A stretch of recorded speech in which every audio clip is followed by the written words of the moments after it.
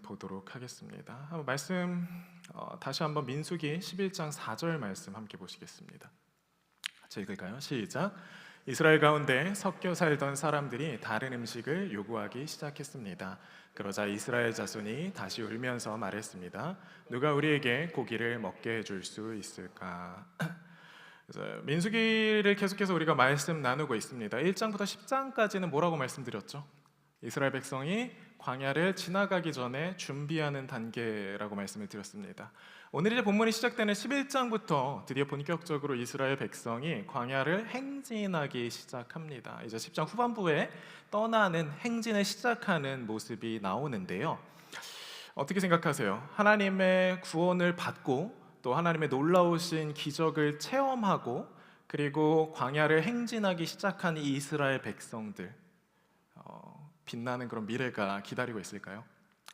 우리가 신앙생활을 하면서 내가 예수님 만나면, 예수님과 이제 구원을 받으면 십자가를 믿게 되고 혹은 내가 세례를 받게 되어서 이제 실제 성도로서 삶을 시작하게 되면 내 삶이 완전 180도 바뀌겠지라고 기대하게 됩니다. 그러나 인생이 정말 그런가요? 예수 믿으셔서 삶이 좀 많이 달라지셨나요? 사실 그렇게 변화는 빨리 다가오지는 않는 것 같습니다.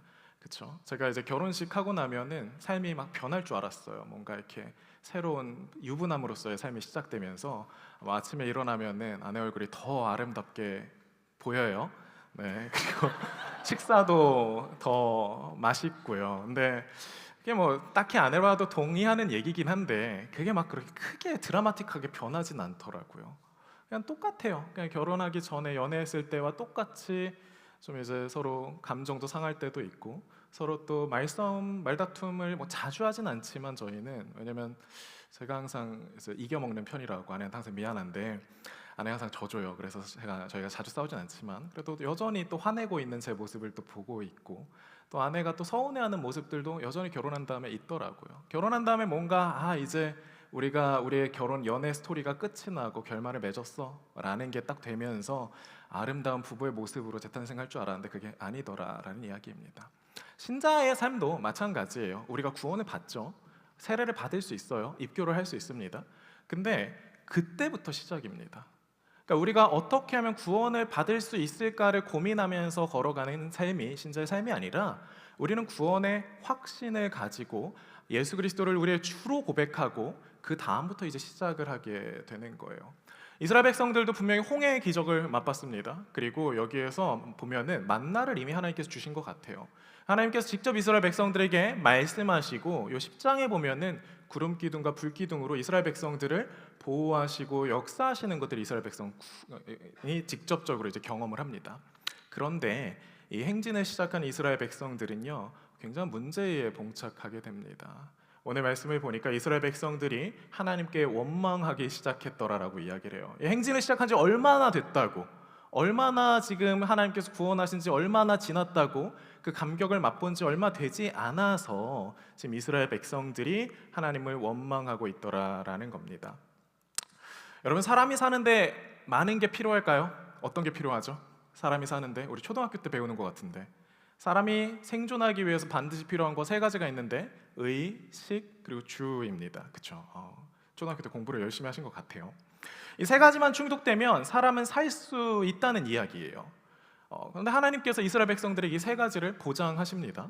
이 말씀에 보면 뭐라고 얘기를 하냐면 첫 번째, 이스라엘 사람들이 광야를 지나가는 동안 그들의 의복이 헤어지지 않아요. 이 의복이 찢어지거나 아니면 낡지 않는다라는 거예요. 너무 신기하죠? 40년이 지나도 이게 면이 어떤 소재로 만들어졌는지 모르겠지만 이게 옷 한 벌 가지고 평생을 살아갈 수 있는, 매일을 살아갈 수 있는 그런 일이 있다라는 거예요. 옷 입는 것들 하나님께서 해결해 주십니다. 자, 두 번째, 아까도 이야기했지만 광야를 걷는 동안 구름 기둥과 불 기둥이 함께 합니다. 무슨 말이죠? 냉난방 시스템이 완벽했다라는 이야기예요. 그렇죠? 우리가 집이 필요한 이유는 오늘도 너무 춥고 저희 집은 이제 집이 있는데도 추운데 고마워요. 네.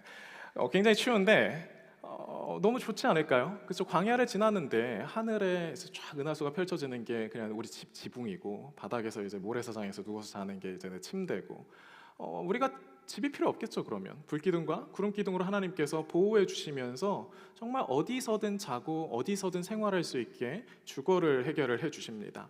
마지막으로 하나님께서 먹을 것도 해결해 주시죠. 뭘 주셨다고요? 만나를 주셨다라고 이야기를 합니다. 만나라는 거는 뭐 코리안더씨 뭐 이렇게 얘기를 하는데 제가 코리안더씨를 본 적이 없어갖고 약간 동글동글한 약간 꿀 바른 과자 같은 거다라고 생각하시면 좋을 것 같아요. 그러니까 하늘에서 아침만 되면 뭐 시리얼이 내리는 거예요. 그리고 막 이렇게 사막 위에 그리고 풀 위에 막 이런데 막 시리얼들이 막 널려 있는 거예요. 그걸 걷어갖고 각종 요리를 해갖고 볶아 먹기도 하고 쪄 먹기도 하고 튀겨 먹기도 하면서 먹을 것도 해결했더라라는 겁니다. 자, 그런데 여러분 정말 그것으로 만족할 수 있습니까?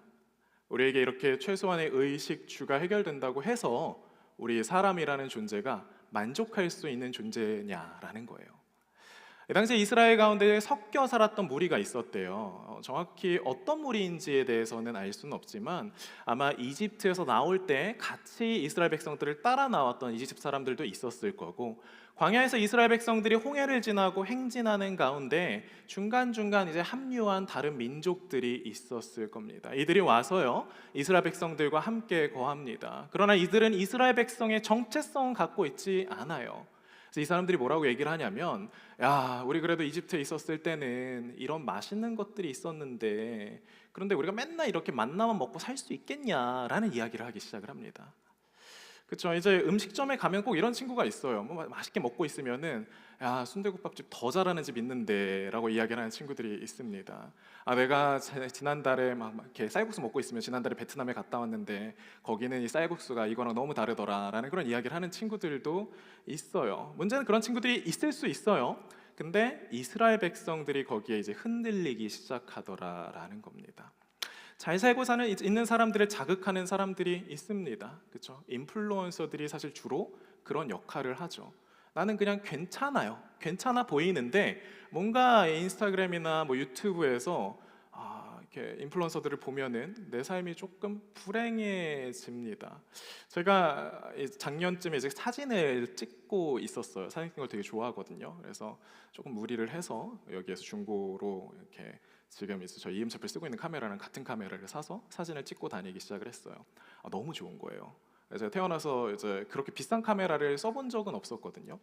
꽤 비쌌어요. 한 이제 렌즈까지 해서 2,000불 주고 샀었으니까.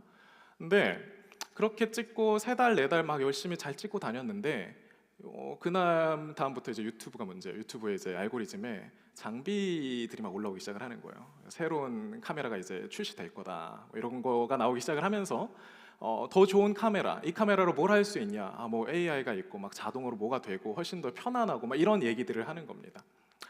어떻게 되기 시작을 하냐면요, 제 마음이 점점 제가 지금 갖고 있는 카메라가 아무것도 아닌 것 같아 보이는 거예요. 처음 샀을 때는 무리해서 심지어 저한테는 과분하다 생각을 하고 샀던 카메라인데 그 더 좋은 카메라를 보니까 4,000불짜리, 3,000불짜리 보니까 지금 내가 갖고 있는 게 아무것도 아닌 것 같아 보이는 거예요. 나아가서 더 좋은 카메라를 사지 못하는 제 현실이 저주스러워집니다. 새로운 것을 보기 전에는 천국이었던 삶이, 그리고 사진이 사실 카메라가 사진만 잘 찍으면 되는 거잖아요.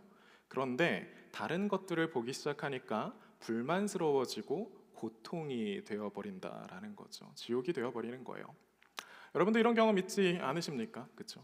나는 분명히 잘 살고 있다고 생각했고 너무나 감사했던 것들이 있는데 어느 순간 나보다 더 나은 삶을 살아가고 있는 사람들을 볼 때, 나보다 더 많은 것들을 갖고 있는 사람들을 볼 때 내가 갖고 있는 것들, 내가 받은 것들이 가치를 잃어버리기 시작하는 순간이 있습니다. 내가 아무것도 아닌 것 같고 내가 갖고 있는 현실이, 내가 처한 지금 상황이 문제가 있는 것 같아 보이는 그런 문제가 생기더라라는 거죠. 여러분, 이게 탐욕이 우리에게 주는 효과입니다. 탐욕은요, 현실을 왜곡된 상태로 바라보게 만들어요. 이스라엘 백성들이 이렇게 말합니다. 이집트에서는 생선, 오이, 멜론, 부추, 양파, 마늘을 공짜로 먹을 수 있었는데 라고 이야기를 합니다. 불평을 하는 거예요. 야, 광야에 나오기 전에는 이집트에서는 정말 많은 것들이 있었고 그거 막 뷔페처럼 공짜로 먹을 수 있었다는 거예요. 진짜 그래요? 진짜 그런가요? 여러분 생각을 해보세요. 이스라엘 사람들이 이집트에서 잘 살던 계층의 사람들이 아니라 그 사람들의 노예였어요. 공짜로 먹긴 공짜로 먹었겠죠. 그런데 그 삶이 정말 행복하고 즐거웠던 삶이었냐고요. 여러분, 우리가 탐욕에 매몰되기 시작하면은 우리의 과거가 왜곡되기 시작합니다. 과거의 삶이 더 좋아 보이고요. 과거의 삶이 더 나았다라고 우리는 착각하게 됩니다. 그리고 과거로 돌아가서 좀 내가 다른 선택을 했다면 더 좋지 않았을까라는 생각들을 하면서, 문제는 뭐냐면 현실을 후회하기 시작해요. 탐욕은 그렇게 현실을 지옥으로 만들어 버려요. 우리가 욕심내지 마라, 이게 단순히 윤리적인 명령이 아니라요, 우리가 행복하게 살기 위해서, 우리가 정말 아름다운 삶을 살기 위해서 반드시 필요한 것이기 때문에 욕심내지 말라고 이야기를 하는 겁니다. 탐욕에는 끝이 없기 때문에 그렇습니다. 내가 갖지 못한 걸 손에 넣는다 그래서 탐욕이 해결될까요? 제가 갖지 못했던 그 카메라를 손에 넣긴 넣었어요, 그것도. 근데 그 다음에 또 더 좋은 게 보이고, 올해 초에는 기가 막힌 친구가 하나 또 더 나오더라고요.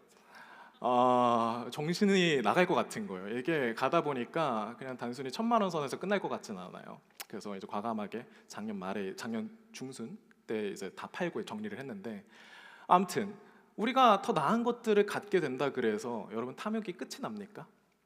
아니에요.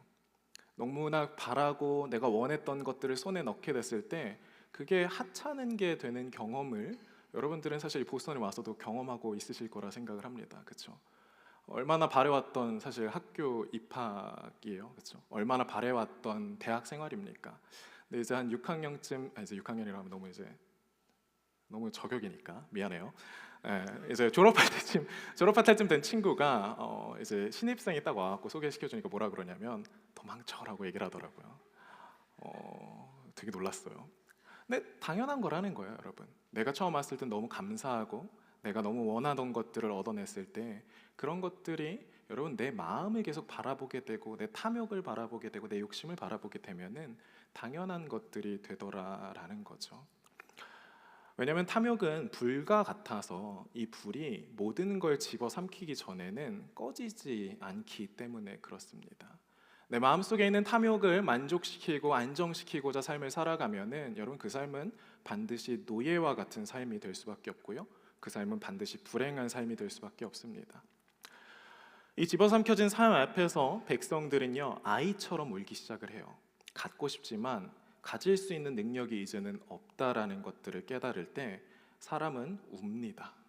할 수 있는 게 없다라는 그 절망감 때문에 사람은 웁니다. 내 욕망은 점점 커져만 가는데 그 욕망을 채워내기에 내 현실은 턱없이 부족하다라는 걸 깨달아요. 여러분 이 갭이 점점 커질 거예요. 왜냐하면 욕망이 불어나는 속도가 내가 자라나는 현실보다 훨씬 더 빠르기 때문입니다. 그렇게 탐욕은 미래의 소망마저 삼켜버립니다. 내가 이렇게 살아서 행복할 수 있을까? 많은 사람들이 좌절하는 이유가 뭐죠? 내가 이렇게 열심히 성실하게 산다 그래도 서울에 집 한 채를 내가 살 수 있을까? 내 마음이 달아나는 속도가 훨씬 더 빠른 거예요. 여러분 그럴 때 사람은 소망을 잃어버립니다. 아무리 빠르게 달려도 내 욕망이 저 멀리 달아나게 되면 절망과 좌절에 빠지게 되는 거예요. 그 상황에서 우는 것 말고는 할 수 있는 게 없습니다. 하나님께 받았던 은혜가 탐욕으로 변해가는 과정을 우리는 봅니다. 이스라엘 백성들이 언제 이랬다고요?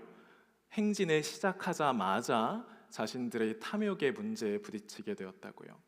하나님께 받은 은혜가 없기 때문인가요? 아니요, 분명히 받은 은혜가 있어요. 우리가 성경을 통해서 계속 보았던 것처럼 하나님께서 홍해를 가르시고 그들 앞에서 애굽 사람들을 덮으시고 그리고 이집트로부터 구원해 내시는 하나님의 손길을 그들은 모두 다 그들의 눈으로 봤고 그들의 역사로 경험했습니다. 그러나 인간이 하나님을 바라보지 못하고 자기 자신의 비어버린 그 결핍을 바라보기 시작할 때 여러분 그 결핍이 자라나기 시작하고요. 그 결핍은 결국 그 사람을 불태우는 데까지 갑니다.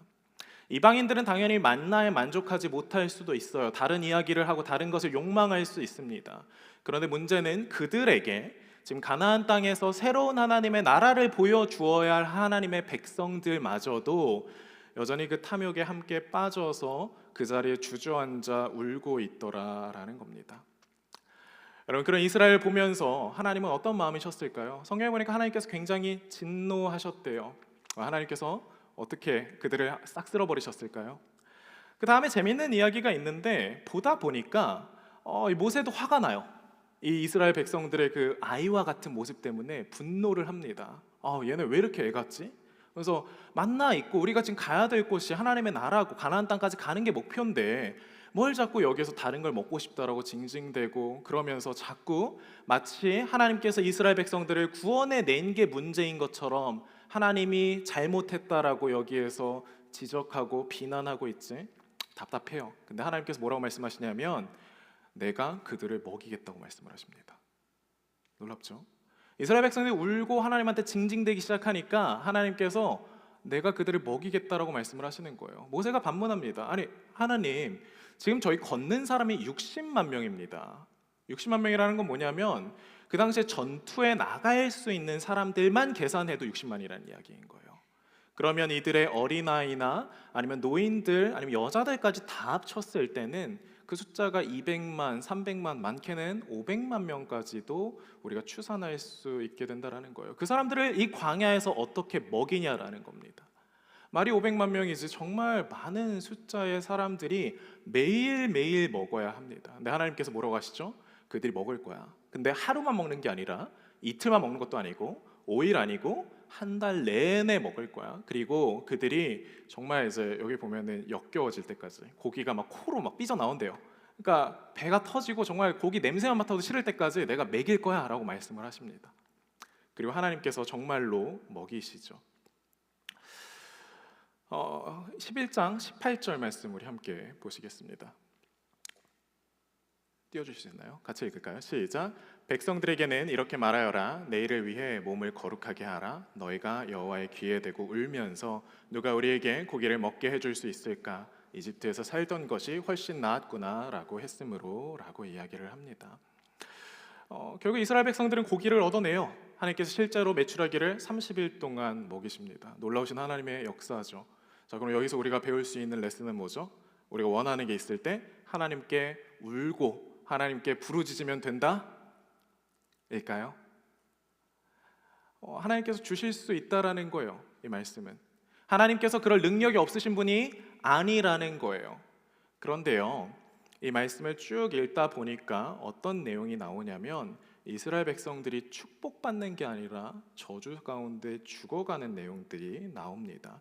우리 33절부터 34절까지 함께 보시겠습니다. 시작. 그러나 고기가 아직 이 사이에서 다시 피기도 전에 여호와께서 백성들에게 진노해 극심한 재앙으로 그들을 치셨습니다. 그리하여 그곳이 기브롯 핫다와라고 불렀습니다. 그들이 거기에 탐욕스러웠던 사람들을 묻었기 때문입니다 라고 이야기를 합니다. 이스라엘 백성들이 이제 그 징징대는 이야기를 보면 6절에 보면 뭐라고 얘기하냐면 우리가 식욕이 말랐다라고 이야기를 해요. 네, 이 식욕이 말랐다라는 번역이 성경마다 조금씩 다 다릅니다. 왜냐하면 히브리어 원어의 의미가 조금 이제 복잡하기 때문에 어려울 수 있기 때문이에요.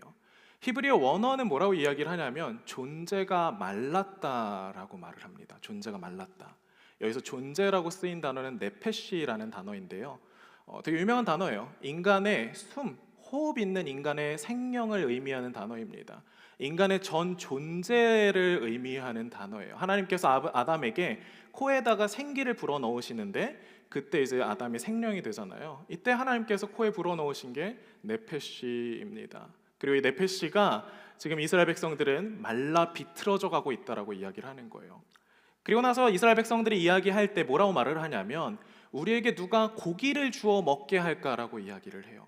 여기에서 고기라는 단어는 히브리어로 바사르라는 단어입니다. 이 단어가 중요한 이유는 이 이후에도 그리고 계속해서 하나님께서 영과 육을 대비하실 때 사용하시는 단어가 이 바사르이기 때문이에요.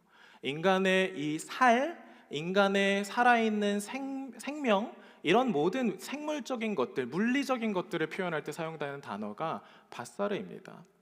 무슨 말이냐면 이스라엘 백성들은 지금 이 육이 채워지기만 하면 우리가 세상을 살아가는데 내 존재가 살아남기 위해서 필요한 건 고기라는 거예요. 육적인 것들이라는 거예요. 내 눈에 보이는 맛있는 음식들과 또 이 세상에서 나에게 주어지는 명예들, 그리고 이 세상에 있는 물질들이 나한테 필요하다라고 이스라엘 백성들은 생각하고 있고, 그것이 없기 때문에 내 네페시가 말라가고 있다라고 이야기를 하는 거예요.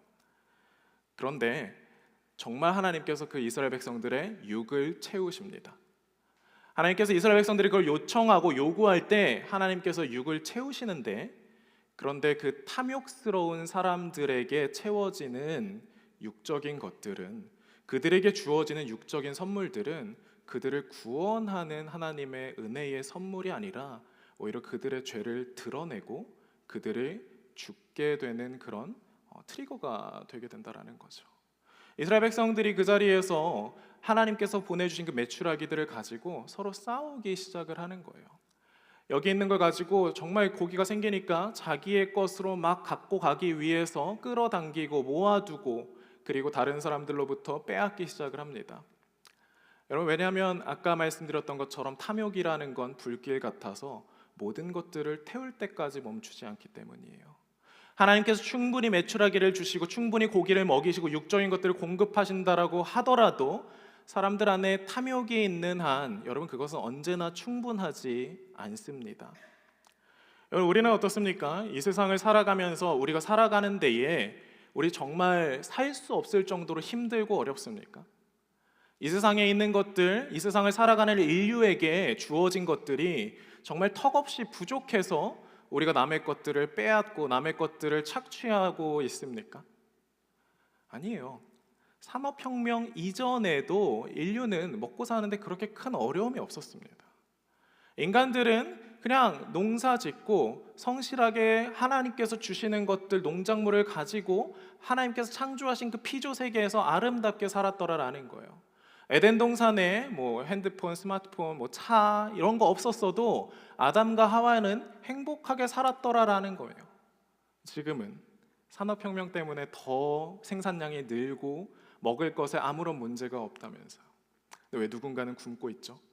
왜 어딘가에서는 힘들어하고 어딘가에서는 먹을 게 없어서 목숨을 끊는 일이 이어지고 있죠? 왜냐하면 여전히 우리 가운데 이 탐욕의 문제가 있기 때문입니다. 음식이 부족하고 이 세상에 재화가 부족하기 때문이 아니라 사람들 안에 끝없이 집어삼키고자 하는 그 탐욕이 있기 때문입니다. 하나님께서는 사람들의 육을 채우셔요. 그러나 그 육을 채우는 게 하나님의 선물이 아니라는 것들 여러분 기억하셨으면 좋겠습니다. 오병이어 사건이 있어요. 여러분 잘 아시는, 그렇죠? 예수님께서 5천 명을 막 데리고 다니시면서 설교를 하시는데 그때 예수님께서 뭐라고 하시냐면, 이 사람들 배고플 것 같다, 좀 먹여라라고 말씀을 하십니다. 그리고 실제로 예수님께서 오병이어의 기적을 일으키셔서 5천 명을, 그리고 뭐 그때도 마찬가지로 뭐 여자나 아이들까지 합치면 뭐 몇만 명을 예수님이 먹이십니다. 그런데 여러분, 그 뒤에 어떤 일이 벌어지냐면요, 사람들이 예수님을 왕으로 세우려고 해요. 그런데 왕으로 세우려고 하는 이 사람들을 피해서 예수님은 도망가십니다. 왜 도망가시냐면 이렇게 말씀하셔요. 이들이 나를 왕으로 세우려고 하는 이유는 표적을 보았음이 아니라 먹고 배불렀기 때문이다. 예수님께서 왕 되시는 나라는 여러분 육적인 것들이 풍성하고 육적인 것들이 넘쳐나는 그런 나라가 아닙니다. 예수님께서 왕이 되시는 나라는 우리의 영혼을 따라가 살아가는 사람들, 영적인 체험을 받고 살아가는 사람들이 따라가는, 그리고 그들이 세워지는 나라이지, 이 땅 가운데서 예수님께서 우리를 배불리 먹이시기 위해서 이 땅에 오시지 않았다라는 겁니다. 하나님께서 이스라엘 백성들에게 만나를 먹이시는 훈련을 하시는 거, 매일 똑같은 거 먹으면서 변화 없는 것, 매번 그 상황과 지루한 현실 가운데 우리를 두시는 이유는 인간에게 필요한 게 먹는 것이 아니기 때문에 그래요. 인간의 탐욕은 지금보다 더 나은 스펙을 원하고, 지금보다 더 나은 외모를 원하고, 지금보다 더 편안한 삶을 원합니다. 그리고 여러분, 이 탐욕에 우리가 걸려 넘어지는 순간 우리는 우리가 왜 이 땅에 존재하는지, 왜 이 행진을 하고 있는지를 잊어버리게 돼요. 많은 사람들이 어떻게 하면 나의 욕망이 이끄는 곳에 가서 닿을 수 있을까를 고민합니다. 아닙니다, 여러분. 나의 욕망이 이끄는 곳에 정말 내가 닿을 수 있다고 하더라도 여러분, 그곳에 행복은 없습니다. 욕망은 끝없는 지옥으로 여러분들을 이끌 거고요. 이루었다 생각한 순간 다시 공허하게 만들 거예요. 여러분이 바라는 천국이 하나님의 나라에 여러분의 자리가 무엇인지를 고민하셔야 돼요. 거기에 내 자리가 있다라는 걸 확신하십니까? 하나님께서 만들어 가신 그 하나님의 나라에 나의 자리가 있다라는 거 여러분 확신하십니까? 그 나라에서 내 역할이 무엇일지를 고민하셔야 합니다. 이 땅에서 이어지는 짧은 시간, 정말 물리적으로 짧은 그런 기간 동안 있을 나의 채워짐이 아니라 영원한 하나님의 나라에 내가 어떤 역할을 하고 어떻게 섬길 수 있을까를 고민해야 한다라는 거예요. 하나님의 나라에서 맡아야 하는 역할은 무엇일까? 여러분, 이것을 고민하고 나아갈 때에 하나님께서 허락하신 정말 나다운 삶을 찾으실 수 있게 됩니다.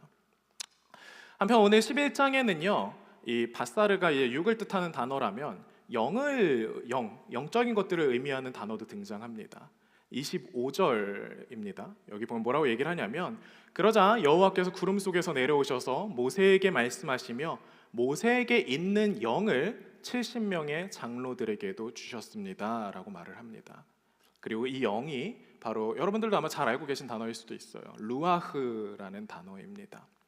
그러니까 오늘 하나님께서 같은 상황 속에서 두 개의 솔루션을 주고 계신 거예요. 하나의 솔루션을 통해서는 하나님께서 그 사람들의 문제와 죄를 드러내고 계시고, 그리고 너희가 원하고 너희가 바라는 것, 그 육적인 세계의 한계를 드러내고 계시고, 또 한쪽으로는 하나님께서 실제로 하고자 하시는 영적인 사람들을 세워나가십니다. 그래서 모세가 이 이스라엘에 장로들이 있었어요. 우리 순장님들처럼 장로들이 있었나 봐요. 장로들을 다 불러 모읍니다. 다 불러 모아요. 하나님께서 70명 다 불러 모아라 라고 얘기를 하셔요.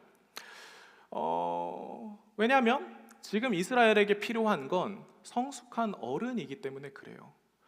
모세가 지금 혼자서 사역을 해나가고 있는데 사람들의 그 육적인 필요를 채워나갈 수 있어요. 여러분, 우린 도와야 됩니다. 사람들을 먹이고 사람들을 입혀야 되고요, 사람들의 육적인 필요에 응답할 수 있어야 합니다. 그렇죠? 배고파하는 사람들이 있으면 먹이고, 필요로 하는 사람들이 있으면 우리가 그 사람들에게 다가가서 공급을 해줘야 돼요. 그런데 모세가 몇 명을 해줘야 된다고요? 거의 한 200만 명, 500만 명이 되는 사람들을 혼자서 먹여야 된다고요. 그러니까 모세가 지금 죽겠는 거예요. 나 이거 못합니다. 하나님, 내 손이 부족합니다. 나에겐 그런 능력이 없습니다. 뭐라고 하죠? 차라리 주님의 자비로우신 마음으로 저를 죽여주시옵소서라고 이야기를 합니다. 그렇죠? 그래서 사실 우리 그리스도인들의 마음 아닙니까? 세상에 나가서 힘들고 어려운 사람들이 있는 거 알아요.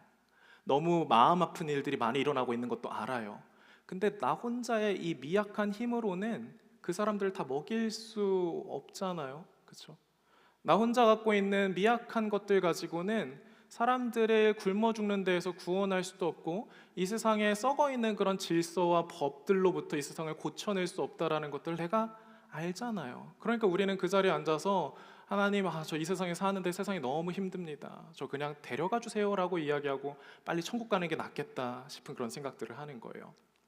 그런데 하나님께서 그 자리에서 70명의 장로들에게 하나님의 영을 부어 주십니다. 이스라엘에게 필요한 건 더 많은 물질, 이런 것들은 하나님께서 그냥 주시는 거고, 지금 이스라엘은 모세와 같이 하나님의 나라를 바라볼 수 있는, 그리고 하나님의 나라를 향해 시선이 고정되어 있는 하나님의 영을 받은 영적인 사람들이 필요하기 때문이죠.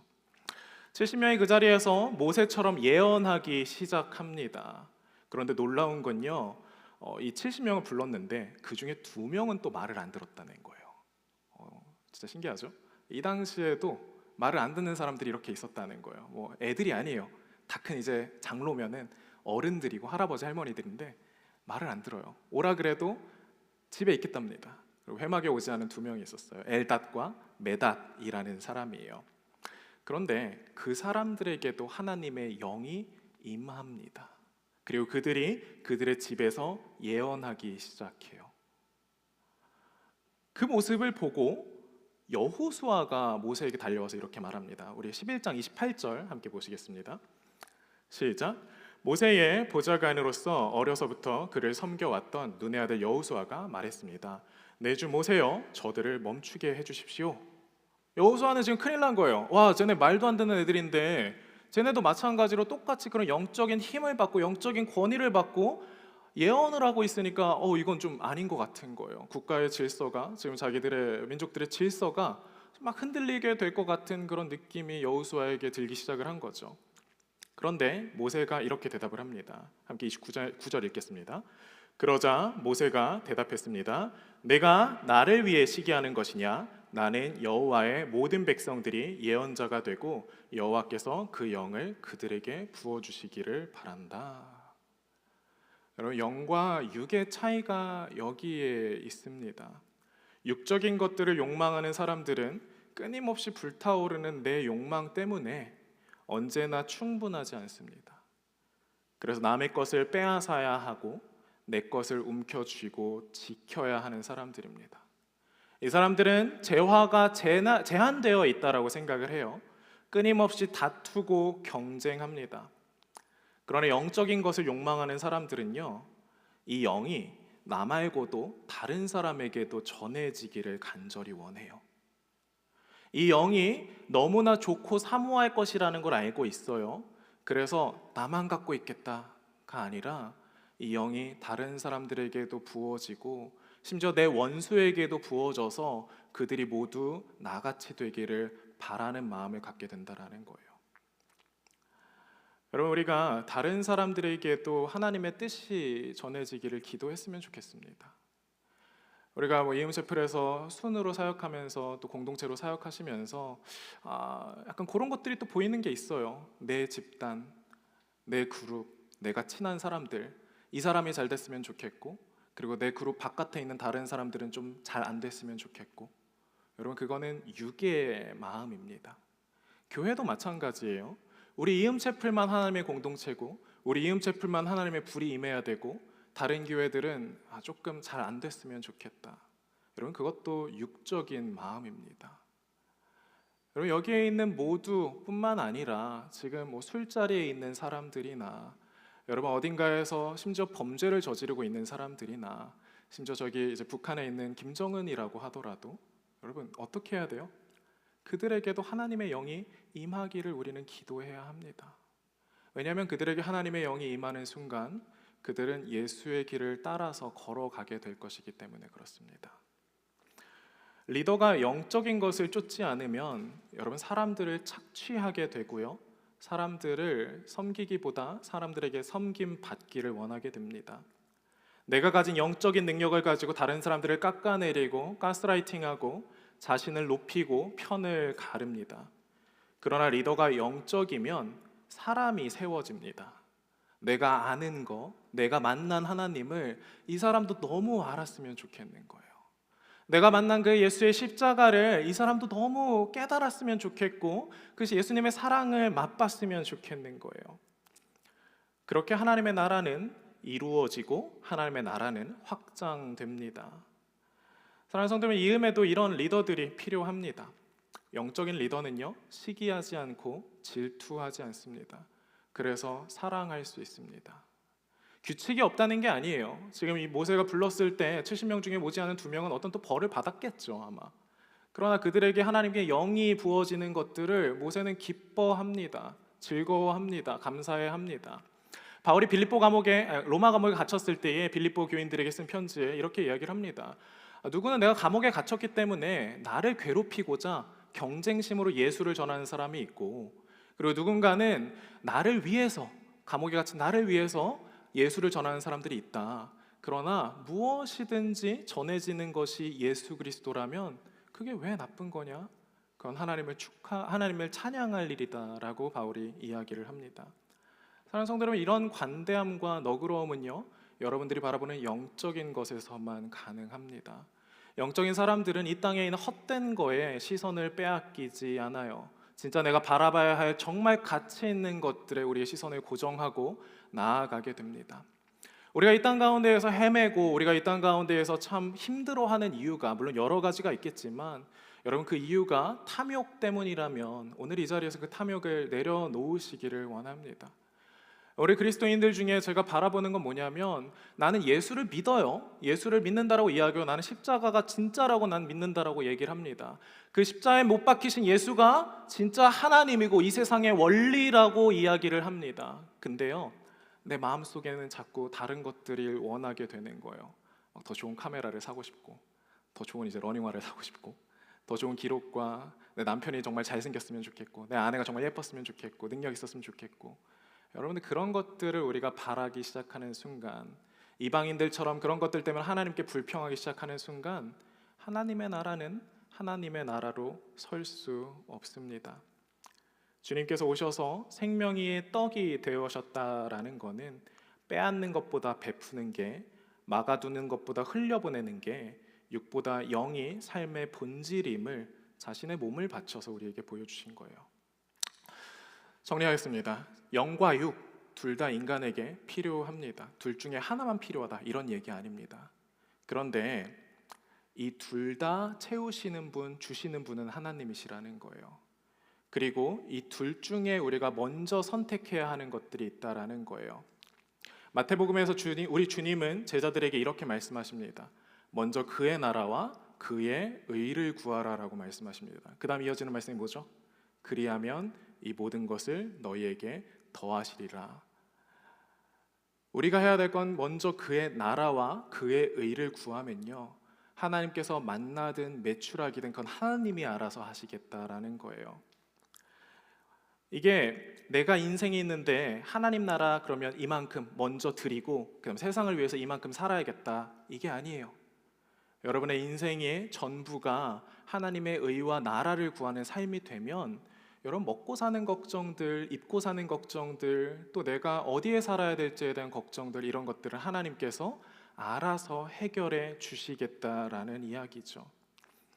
하나님께서 말씀하십니다. 내가 들의 백화파를 입히고 날아다니는 새들을 먹이는데 그 하나님께서 사랑하시는 사람들을 그냥 내버려 두실까? 여러분, 인생에 고기가 부족해서 불행한 것 같으십니까? 아닙니다. 세상에 고기가 부족해서 사람들이 불행하다라고 생각하십니까? 그것도 아니에요. 영의 사람들이 없기 때문에 이 세상이 불행하고 사람들이 우는 겁니다. 베풀기보다 빼앗으려 하는 사람들이 많고 흘려보내기보다 막아두려 하는 사람들이 많기 때문입니다. 신약에 또 하나 이 광야를 지나간 인물이 나옵니다. 우리 모두 다 알고 있는 예수님이죠. 예수님의 첫 번째 시험이 뭔지 기억하십니까? 3가지 시험을 당하시는데 예수님의 첫 번째 시험이 너가 이 돌을 변하여 떡이 되게 하라라는 사탄의 시험을 받으십니다. 그때 예수님의 대답이 무엇이었습니까? 예수님이 이렇게 말씀하십니다. 성경에 기록됐다. 사람이 빵으로만 사는 것이 아니라 하나님의 입에서 나오는 모든 말씀으로 산다. 이거 예수님께서 지어내신 말씀이 아닙니다. 우리 같이 이 원문을 한번 읽어볼게요. 신명기 8장 3절부터 6절입니다. 우리 한 목소리로 함께 읽겠습니다. 시작. 그분이 너희를 낮추시고 배고프게 하셔서 너희나 너희 조상들이 전혀 알지 못했던 만나로 먹이신 것은 너희로 겸손하게 해 사람이 빵으로만 사는 것이 아니라 여호와의 입에서 나오는 모든 말씀으로 사는 것임을 가르쳐 주시려는 것이었다. 그 40년 동안 너희의 옷은 헤어지지 않았고 너희 발은 부르트지 않았다. 그러니 너희 마음에 사람이 자기 아들을 훈련하듯 너희 하나님 여호와께서 너희를 훈련하시는 것을 알라. 너희 하나님 여호와의 길로 걷고 그분을 경외하며 그분의 명령을 지키라. 이스라엘 백성들이 이 광야를 지나서 가나안에 가야 했던 이유가 있습니다. 뭐냐면 이 광야가 이스라엘 백성들을 아들 만들어 가는 훈련소였기 때문에 그래요. 하나님은 이스라엘 백성들을 아들이라고 불러주시지만 여러분, 우리 모두 다 알다시피 우리 각자는 그 아들이 되기에 너무나 부족한 사람들이라는 걸 압니다. 우리에게는 여전히 탐욕이 자리 잡고 있고, 우리에게는 여전히 교만이 자리 잡고 있고, 미움과 다툼이 자리 잡고 있다는 거, 여러분 우리는 누구보다도 우리 스스로가 잘 압니다. 하나님께서 이 과정을 통해서 원하시는 거, 광야의 과정들을 통해서 원하시는 것은 하나님의 사람들이 하나님의 자녀들다워지는 것, 그리고 반드시 하나님은 우리를 그렇게 만들어 가실 것입니다. 오늘 이 내용에 나온 기브롯 하다와라는 이 지명의 이름, 이스라엘 백성들이 고기에 욕심내서 그 자리에서 탐욕스러운 자들을 묻었던 곳의 이름의 뜻이요, 욕망의 무덤입니다. 하나님께서 하나님의 베푸심을 통해서 이스라엘 가운데 있었던 욕망들을 그곳에 묻어 버리십니다. 여러분, 하나님이 우리를 이 땅에 창조하신 이유가 무엇입니까? 하나님께서 이 땅을 사랑하신다라는 것들을 세상에 보이시기 위해서예요. 먹을 것, 더 맛있는 떡을 먹기 위해서 너희를 창조한 게 아니다. 평안한 삶, 내 육신을 더 게으르게 하는 삶을 살게 하기 위해서 너희를 창조한 게 아니다. 육신의 쾌락, 더 재미있고 짜릿한 삶을 살기 위해서 너희를 창조한 게 아니다. 여러분, 아름다운 삶, 서로를 사랑하고 이 땅에 공의를 베푸는 그 삶을 위해서 우리를 창조하셨다고 하나님께서 말씀하십니다. 여러분이 보스턴에 왜 오셨습니까? 요즘 하도 날씨 때문에 진짜 정신이 나갈 것 같은데, 좀 더 나은 삶을 살기 위해 여기 오셨습니까? 더 편안한 삶을 사시기 위해서는 저기 이제 켈리 같이 날씨 좋은 데로 갔어야죠, 그렇죠? 재밌는 거 원하셨으면 약간 좀 밑에 있는 뉴욕 가시면 되게 재밌다고 합니다. 여기에 왜 오셨습니까? 1년의 거의 절반이 겨울인 이곳에 무엇을 찾아오셨습니까? 먹고 마시는 것, 편안한 것, 재밌는 것 찾아오셨습니까? 더 나은 사람이 되기 위해서 찾아오셨잖아요.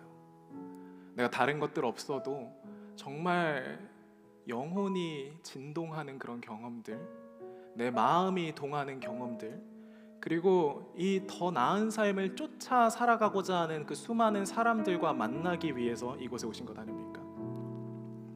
하나님께서 이스라엘에게 광야를 지나게 하시는 이유도 동일합니다. 더 좋은 사람이 되게 하기 위해서, 입으로 악을 쏟아내는 존재들이 아니라 삶으로 선을 행하는 존재들로 빚어내기 위해서, 그리고 그렇게 걸어가는 그 하나님의 자녀들의 삶이 하나님의 영광이 됩니다. 육의 것을 찾아서 항상 배고픈 사람들이 넘치는 세상이에요. 이방 사람들의 불평에 여러분 우리가 함께 휩싸이지 맙시다. 이방 사람들이 추구하고 쫓아가고자 하는 것들, 이게 더 나은 삶이다라고 이야기하는 것들에 속지 맙시다. 모세와 함께 했던 영의 사람들이 이 세상에 필요합니다. 더 많은 게 필요하다고 불평하는 세상이 아니라 받은 것에 감사하고, 그리고 진정으로 우리가 쫓아야 될 목표를 향해 나아가는 사람들을 하나님은 찾으시고 그 사람들을 통해 반드시 이 세상은 변화하게 될 것입니다. 마지막입니다. 오늘 예수님께서 오신 종려주일입니다. 예수님께서 왜 오셨죠? 우리가 일주일 동안 그걸 묵상해보는 시간을 가졌으면 좋겠어요. 기브온 핫다와 욕망의 무덤입니다. 하나님은 이스라엘 백성 가운데 있는 욕망에 마침표를 찍으십니다. 불일 듯 일어나던 욕망의 불길이 그 자리에서 멈춥니다. 사랑하는 성도 여러분, 오늘 이 예배의 자리가 우리가 쫓아온 그 욕망의 종착지이기를 바랍니다. 더 이상 내가 그 욕망에 노예된 삶을 살아가는 게 아니라 하나님을 바라보고 우리의 영을 위해서 자신의 육을 찢으신 예수 그리스도를 바라보는 그 삶을 살아갔으면 좋겠습니다.